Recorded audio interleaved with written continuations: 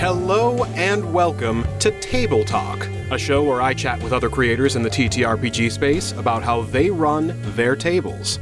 I'm Danger Dan Jers, the GM and host of D&Dark, and joining us at the table today is creative director of the new Age Geeks channel and host of the show Goodberry Cafe, Jem. Hello, Jem. Hi. So, just to get things started and kick things off, can you tell us a little bit about the New Age Geeks channel in general, and of course about your show, Goodberry Cafe? Sure. So the New Age Geeks channel is our Twitch channel that we've been running since 2022. So I've been there since our first stream, really. We started with just one show, and that was Forging Fates, which is the show that I was cast for. Which is an actual play D&D show set in the Critical Role world of Exandria. Then we expanded from there. We had a couple different shows over the past 2 years, but right now we have 3 long-running campaigns. We have Forging Fates, we have Queer and Present Danger, which is our all-queer cast that is run by DMCC. And then we have Spell Shots, which is a episodic homebrew world run by Jeremy DeChant. We also have an interview show called Investigation Check that's run by Joe, who's the founder of the channel, and my show, which is Goodberry Cafe. Goodberry Cafe has been through a lot of iterations since it started. They wanted an interview show at the time. So one of the members who's no longer on the channel wanted to do this show called Dicey Conversations. And in my day-to-day job, I'm a talent acquisition professional. So I interview for a living. And he wanted a co-host, and he's like, you seem like you're comfortable on the camera and comfortable talking to people. Will you be my co-host for this show? I was like, sure, because when I'm really into something, I get really into it. I'm very involved and invested, and I want to make it the best I can make it. And I can relate to that big time. Yeah. New Age Geeks was the first Twitch channel I was ever a part of. So I said yes to being a part of that show. And we had 1 episode, and then the co-host had to leave the channel, had too much going on in his personal life. And I was asked, do you want to continue the show? And I was like, sure, but I want to make it my own. So I changed it to Goodberry Cafe. I wanted it to be a warm, safe, and inviting space for guests to come in and talk to me and feel comfortable sharing their dreams and their origin stories and all of the things that they're passionate about with me. But about a year into doing that, I realized I was doing a lot of interviewing because my full-time job was interviewing, and I wasn't really enjoying interviewing. It was great, and I was meeting a lot of great people, so don't get me wrong, but that was just a lot of interviewing in my life at the time. I completely understand that. So I switched it up a little bit. At the time, it was still in the pandemic, and during the pandemic, I had bought a bundle on Itch.io, the bundle for racial justice and equality, and it had so many games in it. And I wanted to play all these games, but I didn't have an excuse to play any of these games. And in my vision for what Goodberry Cafe, if it was a real place, would be, it's like the warm lighting. You see it at the end of the street, light music coming out of the open door every time it opens. And it's a very inviting and welcoming space. So at the time, it was just conversations. But in my head, it was like, what's stopping you from playing games at the cafe? So a year in, I kind of rebranded a little bit and decided to make it a show where every month I invite a new cast to join me at the table to try out weird, unique, funny, or very different indie one-shot TTRPG games. And I want to make it a purposefully inclusive and safe space for all of us to make mistakes. So every time we've played, no one has been familiar with that game already. So we read it beforehand, but we're all figuring it out together. And I preface that at the start of my show every time, that we're going to go through the rules together, and we might not understand everything. And we're going to talk through it as a group at the table. But we want to share these cool, fun indie TTRPG games with our audience, as well as learn it ourselves and have some fun and make new friends. Having a more experimental platform where you can discover and try out those other systems and everything is fantastic. That is, For a lot of the bonus content that we do on D&Dark, it is kind of my excuse to try out non-D&D systems. And we've learned a ton from hopping around a bunch of different stuff. We've still mostly just done mainstream things, but I admire how much of the focus of Goodberry Cafe is on smaller scale independent TTRPGs. Like, kind of scrolling through the backlog of your episodes that are archived on the New Age Geeks YouTube channel, there's some names that I recognize, some that I don't, in terms of the games that you've popped around and played. Do you have any that particularly stand out to you as some of your favorites that you've done? Like any real shining gems of systems that you've played for the show? Yes, definitely. My first one that comes to my head is one called Before the Storm. Once I read the intro for this game, I was itching to play it for months, and I couldn't convince people to play it with me until a couple months ago. It was earlier this year that I finally got a group to play this game. So it's a narrative game. It is in an anthology of narrative games. It's a book that you actually have to buy the book online. It's not available for free, but it's so worth it. Every game in the Seven Wonders anthology is so good. But Before the Storm, you play as a party that is at a campfire at the castle, which is the last stand against this oncoming force that is going to take the castle that next morning. You're going to have that last battle. So this oncoming enemy has already taken over the rest of the country, the rest of the nation. And you are a group of heroes. You've been fighting together for a while, and you're at this campfire the night before the battle, right before the storm. And you use this flashback mechanism to figure out how you all know each other, what your history was together, and resolve any lingering things with your party. It was such a unique mechanism and powerful. There were tears in that session. It was so emotional and moving. What a wonderful game. That sounds amazing. So, kind of jumping off of that, do you find that more narrative-driven stories and games are what you're drawn to? Because I know that there's a little bit of a divide between the way that a lot of these systems are set up, where some of them are much more gameplay and mechanics focused, some that are much more crunchy and numbers based, and a lot of others that are, for lack of a better word, sort of like theater games, where you're given a prompt to role play off of each other in a very loose setting. Do you find you're more drawn to those types of more narrative and characterization focused games? I think so. I personally don't like the crunchy stat type of games in general.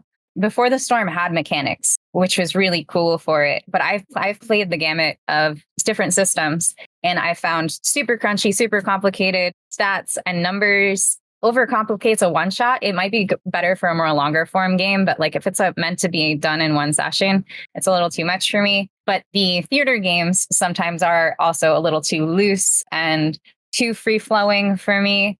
So I like leaning more towards the heavy role play aspect and narrative driven, but I like a little bit of mechanics, a little bit of still dice rolling and stats, or at least some sort of card mechanic. Before the Storm had a deck of cards that it used to help tell the story. So I need a little bit there. I've played all of it, but my favorites fall in that area. So bringing up the card-based mechanic, are there any really unique twists on gameplay that you've seen from these one-shots that you've been doing that stick out in your mind as that is a really cool, unique idea and take on this thing that I want to scoop up and drop down in other games and take inspiration from? So using the card-based storytelling, for example, from some of the games that I've played, I've done D&D, Pathfinder, Call of Cthulhu. I'm in the middle of doing a game in the Alien TTRPG, and I've done a couple of the Grant Howitt one-shots. Love him. As an example of kind of what I'm going for mechanics-wise, in the Alien TTRPG system, they've got the stress mechanic, which I really like and want to do some kind of spin on in future bigger games, which for any listeners who are unfamiliar with the system, essentially the way that works is the Alien TTRPG, you roll exclusively using 6-sided dice, D6s. If you fail a given roll, you can choose to push the roll it again, and you accumulate separate stress dice which can aid your chances for success. But with those stress dice, if they ever come up as a 1, you roll for negative effects on a panic table. So you become slightly more dialed in with your stress as the adrenaline is pumping to be a little bit better at what you're doing, but with an ever-increasing possibility of negative drawbacks.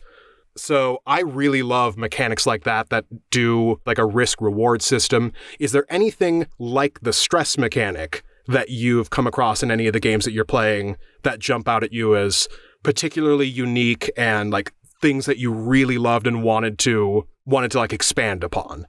Trying to think. I know a lot of my games that I've played don't have any form of like HP or status tracking, which I thought has been like a really unique way of approaching games. I'm not sure I've seen anything that I would want to take back into other games yet, beyond not so much mechanic wise, but I played this game called, I believe it was Killer Ratings, where you were pretty much making a horror movie. But the way that they wrote it out and divided things by scenes, I think was such a wonderful way to help a DM approach a session or an arc.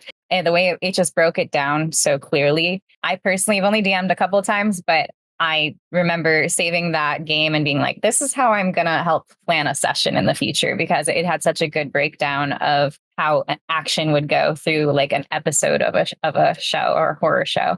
Framing devices like that can be such a great way to draw inspiration from. It makes me think of not a game that I've played, but one of the other podcasts that I've interviewed, Dread and Breakfast, who I've collaborated with a couple of times. One of their episodes that they put out that was in between seasons was they did a play test of an upcoming 1 to 2 player RPG called, I believe it's Tangled Blessings, which, if I remember correctly, it's a journal-based 1 to 2 player TTRPG that is based on developing a story around tarot cards.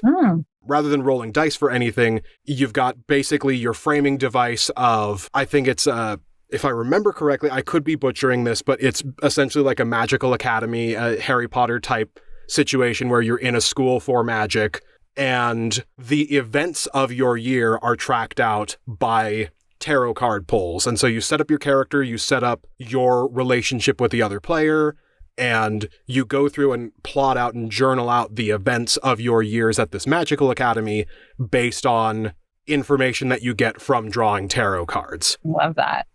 With games like that, I love the unique twist on drawing inspiration and like using stuff like that as a launch pad to come up with these new, cool, creative stories. To kind of circle back around to Goodberry Cafe, if you were to design a game for the purposes of being played on Goodberry Cafe, what would your perfect game look like if you wanted to like mix and match certain things that you've taken from some of the different games that you've played? So I would start by making it GM-less. I actually first heard of GM-less games through my second ever interview on Goodberry Cafe when it was an interview show. I was interviewing my friend Hector, who does SCA. He's a game writer and he loves playing TTRPG games. And he talked to me about his experience playing a GM-less game. And at the time, I didn't even know that was possible. Like, how do you play a game without a game master? And I've since played a lot of GM-less games since switching over to Goodberry Cafe. And I personally don't really enjoy GMing that much because I overstress myself out. I'm an overpreparer and then I lose the fun. But GM-less, where each person is taking a turn adding things to the world, or you have like a rotating narrator depending on the scene, I would want that in my game. So each person has a chance to exert that GM exercise, but you can also still role play and be a part of the world. And I think when each player is adding a new element to the setting, it's definitely a more elaborate and more rich and involved setting. I think my game would have some sort of character building, like not a preset character, but I personally love personalizing a character and coming up, even for a one shot, I come up with a backstory just to help my role play. I think I would keep it to simple mechanics or simple stats, but I definitely still want dice rolls because I think the dice help tell a story. And I don't want it just to be based on my narrative as to what happens. I want some bit of randomness thrown in there. And I think for my ideal game, the concept would be either something like super ridiculous or wild. Like I've played some really great wild games. Those are also my favorites. The ones that are just like really random. You are a big motherfucking crab trucker. Was one of the best. Just one of the funniest games I've ever played. So I would either want a really ridiculous concept like that to play with, or something that is really emotionally investing, and that would really challenge the players to enter this space that could end up heavy depending on how the gameplay happens. And I would incorporate safety tools 100% into my game. Very important. Definitely an aspect of TTRPGs that I wish I had discovered sooner. It was a concept that I was just completely unfamiliar with when I first started out, which partially because my introduction to TTRPGs was Grant Howitt's Honey Heist. So I've played a couple of the Grant Howitt one-shots. Specifically, that one was where I cut my teeth on. I loved the experience so much that I played it with a couple of different groups, replicated it in like a couple of slightly different twists on the setting, and that gave me the hunger and the itch for more complex role-playing games. So kind of coming in from that way, the idea of safety tools was something that just had never even occurred to me and was not something in my frame of reference when I started playing things like D&D. Uh-huh. It's something that we, since kind of coming across and since having that wider discussion with the players, have been implementing more and more. And it's a thing that I'm really latching onto now as like a thing that is incredibly important and useful as a GM or as a table. Knowing where the lines are and the limitations are, I find has encouraged me to have actually more intense and more darker stories, more fulfilling stories, more engaging stories, knowing, okay, I can't go there, but this is on the table and this would have never occurred to me without getting that explicit big thumbs up. So I'm going to lean super hard this way. And it's kind of hard to talk about in the abstract, but you understand. Yeah, definitely. I think it also helps just more people who otherwise would, I think, be nervous to play or role play or join the table to feel like, oh, I know I'm going to be safe here. And so it allows more faces at the table in general. Absolutely. And it's also a thing, too, of it can be hard to know what questions to ask when you're just starting out. I was recently doing a stream with my sister, and somebody was asking a bunch of D&D questions, and somebody brought up being nervous about approaching a table with a game already in progress and not really knowing, because they had had bad experiences before, how to approach this. How do I know if this will be good and comfortable? And from the discussion and talking about from the safety tools, one of the things that popped up in the conversation was doing just a general Google search of RPG consent checklists, even if you are jumping into a game already in progress, if they've already agreed that certain things are and aren't off the table, if it's a table that hasn't been really implementing them before, just looking up that checklist gives you a really good baseline of knowing what questions to even ask about. Seeing them laid out like that really opens up a lot of discussion and can be a really good litmus test for if a new group you're jumping into is the right one for you, knowing, oh, I hadn't even considered that this category of thing would be a possibility. In like list of horror tropes, for example, oh, I guess I am really discomforted by the concept of cannibalism, so I should ask in this horror game if this is going to be a thing. I'm super comfortable with doing things with like blood and gore. I do haunted house stuff all the time, so I'm not even worried about that. But things like demonic possession really ick me out, so I want to know going in if there's going to be any kind of loss of agency, just as examples. So, yeah, absolutely. Safety tools are a great thing. I love your emphasis on the players having an input on shaping the world. Even within GM'd systems, that's a thing that I, as a GM, am starting to pivot stylistically towards as well. I find that the story gets more engaging and better and higher quality the more that I tag in my players to be able to have a heavier hand in shaping how the world is, what the narrative description of everything is. So with experiences like that in jumping around with these different systems, knowing the things that you do from the way that these mechanics are used, things like the safety tools, things like GM-less games, what skills or areas of knowledge have you picked up or accumulated from these games that you've taken to other tables? Like, how has doing all of these experimental games influenced you as a player or as a GM in like the more prolific, higher profile games?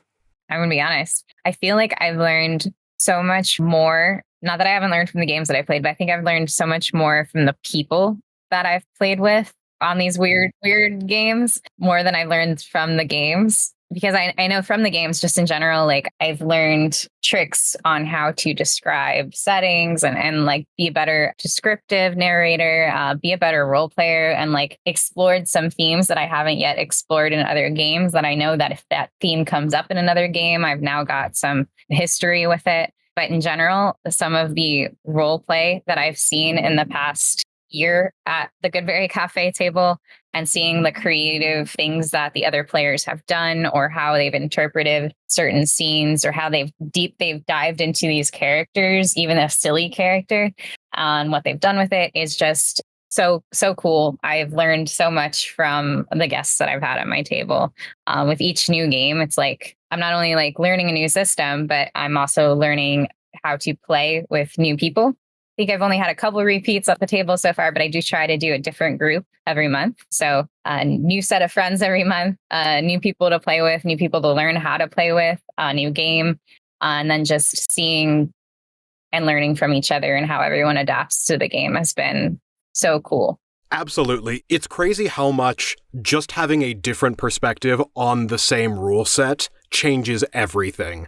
We have on D&Dark, so the general premise and setup of D&Dark, it's a 5e campaign set in a fictional version of Victorian England. Ooh, yeah. And all of the player characters are the classic gothic horror monsters.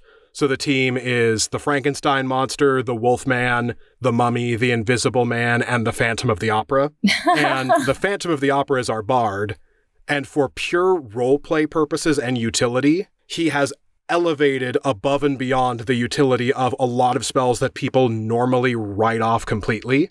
A thing that we have as kind of somewhat of a running gag. He has some of the most creative uses of the unseen servant spell. And frequently I've had listeners who are more involved in playing the games say, I've always written that spell off. That's always been kind of a terrible throwaway spell. It never occurred to me how fun and versatile it could be seeing it play out like that.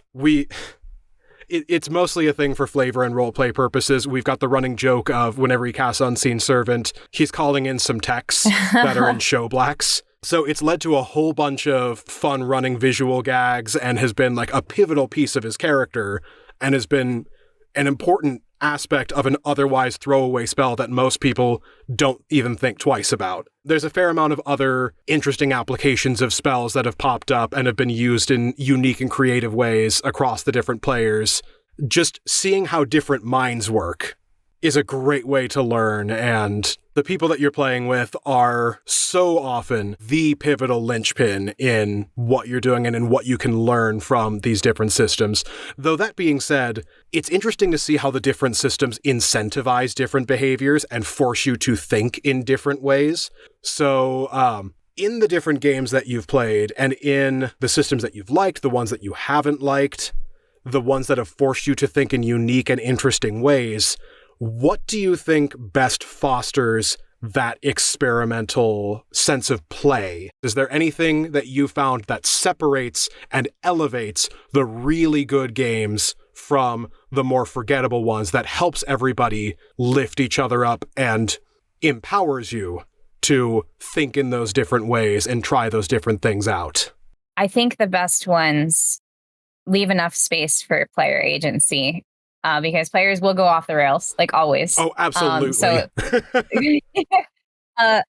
Allowing enough of a framework that there's a guideline, especially for a one session game, but not being too prescriptive. And I've played 2 loose games and I've played 2 prescriptive games and I've played ones that I think hit the sweet spot. But it's really allowing that like what you said, allowing that element of play within a framework. For example, there was one game I was playing that was held in rounds, and each round was so specific as to what you did each round. And when I was reading it and I was pitching it to the group I was playing with for that month, I was like, I feel like this is not leaving us enough room to like get into our characters or actually do the playing part of role playing. So I remember offering a suggestion on how we could change the rules for the game to make it a little bit more fun, a little bit more inter-character back and forth. Because the way it was written, it was just like, oh, you roll dice and then that determines the outcome. And then you move on to the next round. And it was just a series of those steps. I was like, where's the interactivity between the players here? So we changed the rules a little bit. And because we made that tweak and we allowed for that interactivity and that little bit of player agency, it ended up being a really fun game. So I think that's also a reminder. You don't always have to play a game rules as written. Absolutely. Yeah. If you think something's going to be more fun, there's nothing telling you, nothing there to stop you. So a common refrain with D&D specifically is that rule number 1 of D&D is that the rules are subject to change at a moment's notice. You can ignore any rules that aren't working for you and add in any ones that will supplement and benefit your like the rules are a suggestion. Mm-hmm. It's all about telling the best story at the end of the day. Absolutely. So, to shift gears a little bit, where do you find these one-shots that you play for Goodberry Cafe, and what goes into the decision-making process? Do you field a couple and try to decide, like, okay, we played a more rules-light game this week, we'll do a more rules-heavy game this week? Is it based on, like, oh, I saw this thing online that really jumped out at me and had a really funny title that I'm just itching to play, so we'll play this one? What is the process of deciding on those, and where do you find them? Is it mostly going through, like, game stores? Is it stuff that you scroll through online? That's a funny question for this moment, because prior to this next upcoming episode of Goodberry Cafe, I think the process has been a total mess. As I mentioned, I started this show being inspired by the games that I had on itch.io in the bundle for racial justice that I bought over the pandemic. And I also bought a bundle for trans rights, and those are full of TTRPG games. Lots of them were one-shot group TTRPG games. It had a whole bunch of other games too, but like full of games, like hundreds of games I suddenly had access to by supporting these charities. So I started the show by just creating a Google Doc with a list of all of the games from these bundles that I wanted to play. And I divided it into categories. I had GM-less games. I had low prep, but with the GM games. And then I had high prep GM games, depending on like who was on the table that week. And I sorted all those games out. And then I just slowly started adding to that Google Doc whenever I would discover new games, or I heard people talk about it, or I read something, or I saw something that caught my eye, like Goblin with a Fat Ass was a game that I added to the list after seeing it trend on Twitter, or X, sorry. That's a favorite of one of my players. Yeah, that was so fun. But I added that to the list when I saw it. So I have this giant list of game titles, and I approached the show prior to this upcoming episode that I would find the cast first. So I would just do a casting call or ask around and get friends or get anyone interested to join that month's game. And then the cast, we would all be thrown into a group chat together. And then we would look at the list of games. And first question was, do you want to do a GM-less game, or does anyone want a GM? And then we would decide from there as a group in a group chat. I liked that partially because it felt like everyone had a say in what they could play, and we all had some like discussions as to what we wanted out of the game that month. But I learned quickly that that's not the most efficient way, because there were sometimes we weren't making the decision until like 2 days before the game. And so there wasn't much time to make promo images, anything like that.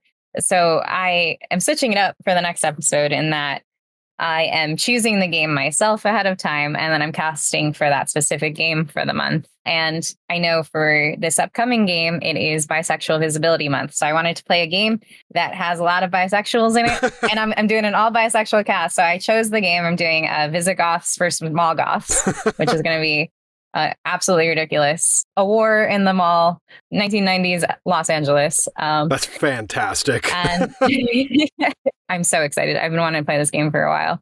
And then I know for October, I'm going to choose ahead of time from my list a more spooky themed game in honor of Halloween. And then I'll go from there. But prior to that, it was just a group of people who don't know each other in a group chat choosing a game based on the title, pretty much. So it was a little messy, but now we're going to be a little bit more organized. But I do have a lot of games on that list. It's a huge list now. I just keep growing it every time I hear of something new, or something that I want to role play or play as a player or a GM. For anybody who wants to check out Goodberry Cafe and who is interested in seeing more of that show, what is the best way to discover the show? Would you recommend waiting for a live stream and trying to catch that? Would you recommend going back through the backlog of videos on the New Age Geeks YouTube channel? Are there any particularly strong episode? I would recommend that you start here as like our best showcase of who we are. Yeah. So the best part about the format of the show is you can start at any time. So we are live the second Monday of the month, every month. And as you mentioned, there are previous episodes on YouTube on the New Age Geeks channel. And each episode, except for I think one or two, is just a one-shot game. There's been a couple times they've gone over and we've done 2 sessions. But I think the ones that highlight the spirit of the show, I think the best was our first episode when we made the transition to play indie TTRPG games was a game called Mage Against the Machine. That was a very interesting mechanic, but very powerful game. That was one of the 2-parters. Before the Storm was a great example of a narrative-driven game with mechanics. And we talk through all of the mechanics of the game while we play too, so listeners can learn. Or if you're looking just for hilarious, like some of the most batshit ridiculous gameplay you've ever seen, I think Big Motherfucking Crab Truckers was insane. I was GMing that game, and it was like the players were so good. And then Himbo Treasure Hunt was so funny.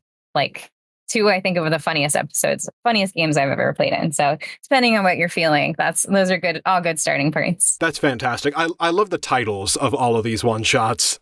So jumping off of that, that's all I have for you today. If you want to plug one more time what all you're involved in, where we can find you, and what everybody should be looking forward to coming up. So I'm Jem. I am the creative director of New Age Geeks, and the host of Goodberry Cafe, as well as an actual play performer, cosplayer, creative, all-time super nerd. You can find me on the New Age Geeks Twitch channel and YouTube channel, and that's new_age_geeks. Or my personal stuff is at Gemboree on most platforms. That's JEMBOREE.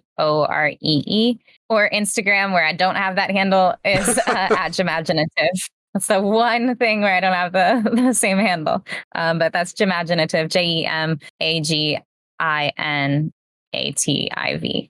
All right. Well, thank you again so much for stopping by to chat with me.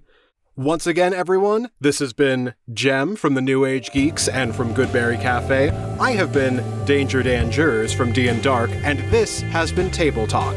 Thank you so much for listening, and I hope you enjoyed what we brought to the table.